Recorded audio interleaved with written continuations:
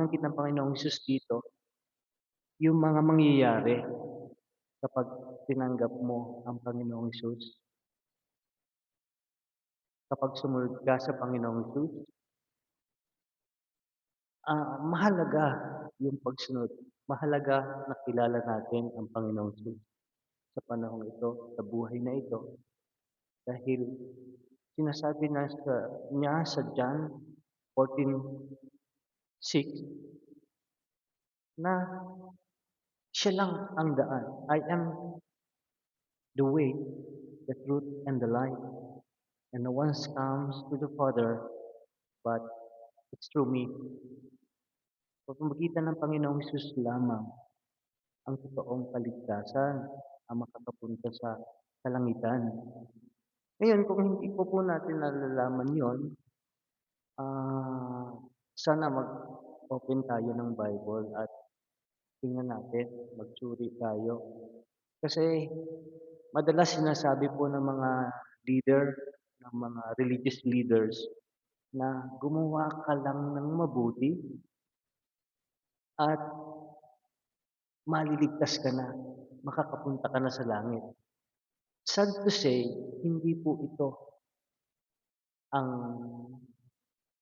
one-way ticket going to heaven or going to eternity.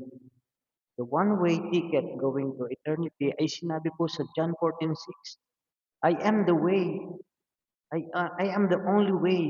Sabi ng Panginoong Hesus, ako lang ang daan. Walang iba. Yung mga ginagawa mong mga kabutihan sa kapwa, yung mga ginagawa mo, lahat yan ay hindi ka madadala sa langit.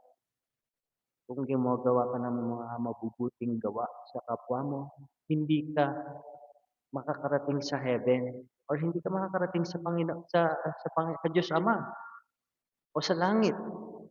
Dahil ang requirements lamang na hinihingi ay ang pagtanggap sa Panginoong Diyos bilang sarili mong tagapagligtas. Tingnan po natin ang Ephesians 2:8-9. Ito po yung requirements para sa ating salvation.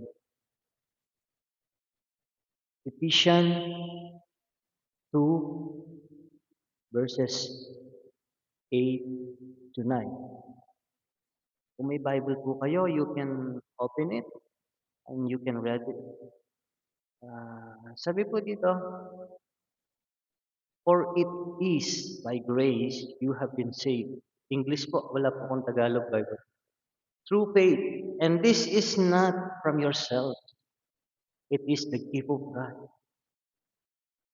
not by works, so that no one can boast. Sabi dito, ang kaligtasan ng tao ay nagmumula sa pananampalataya mo sa Panginoong Hesus. Hindi ang kaligtasan ay sa pamamagitan ng mga ginagawa mo na mabuti. Yung mga ginagawa mo na mabuti ay resulta lamang ng pagtanggap mo sa Panginoong Hesus. Not by works, hindi sa pamamagitan ng mga gawa ang kaligtasan. Ngunit sa pamamagitan ng Panginoong Hesus lamang. Yun po ang sinasabi ng Ephesians. So, kailangan tanggapin natin ang Panginoong Hesus. Tanggapin natin sa puso natin, sa buhay natin. Kung hindi pa natin nagagawa yon, ano po ba? Ano po ba gawin tanggapin ang Panginoong Hesus? So, ang gagawin lang po natin ay mag-pray, manalangin, direkta sa Panginoong Hesus. Hindi natin kailangan ng ibang tao para tanggapin ang Panginoong Hesus. Tayo mismo sa ating sarili, pwede tayong manalangin at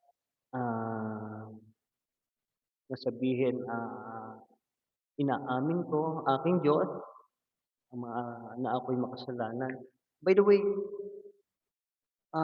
kailangan tanggapin natin na tayo ay makasalanan kasi ang kasalanan nagsimula pa ito kay Eva, kay Adan at kay Eva in the Garden of Eden, Genesis. So, nung